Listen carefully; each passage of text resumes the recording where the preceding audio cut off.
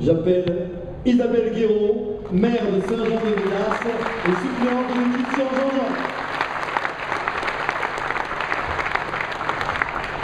Bien, mesdames et messieurs, mes chers amis, monsieur le député, mesdames et messieurs les élus, je voudrais tout d'abord, Michel, compléter tes remerciements parce que c'est vrai qu'on a un petit peu tendance à oublier, on parle que des candidats, bon c'est bien, les candidats ils sont un petit peu indispensables bien entendu, si on veut gagner des élections, mais les élections elles ne se gagnent pas seules. Elles se gagnent avec toutes ces équipes qui sont dans l'ombre, qui ne sont pas dans la lumière. Je crois qu'aujourd'hui, il ne faut pas les oublier. Michel Moxin, le directeur de campagne. Merci. Mais je pense surtout à tous ceux qui travaillent vraiment dans l'ombre et qui ne se mettent jamais en avant, tous ceux qui collent les affiches, tous ceux qui distribuent les tracts. Ils sont là, ils sont parmi vous, Maurice, Raymond, Jean-Claude, voilà, tous les autres. Je crois qu'on peut vraiment les remercier parce qu'ils ont vraiment beaucoup travaillé.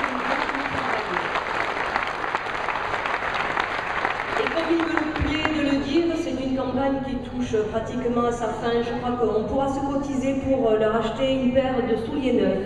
Parce qu'une campagne égale une paire de chaussures usées. Voilà.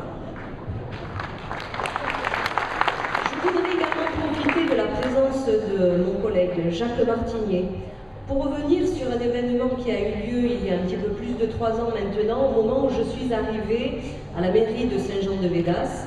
Et Jacques m'a envoyé un SMS en me disant « Bienvenue parmi le cercle des maires bien pensants ».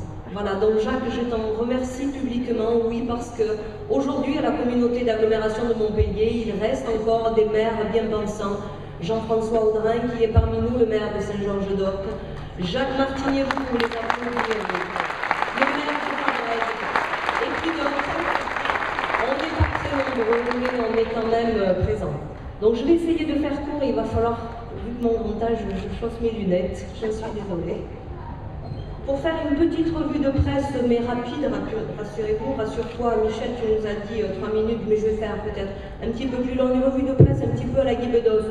Bon, je n'ai pas le talent de Guy Bedos, mais quand même aujourd'hui, pour ceux qui ont lu le journal, vous avez une belle photo de famille, ça s'intitule « L'union de la gauche derrière Omégas », voilà, un seul bloc derrière le postulant au Palais Bourbon. Bon, certains étaient absents, ils sont cités. C'est vrai que dans le journal d'hier, il y a eu certains soutiens extrêmement tièdes.